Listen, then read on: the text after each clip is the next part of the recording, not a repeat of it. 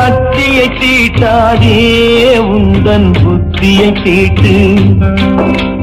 கண்ணியம் தவறாதே அதிலே திறமையை காட்டு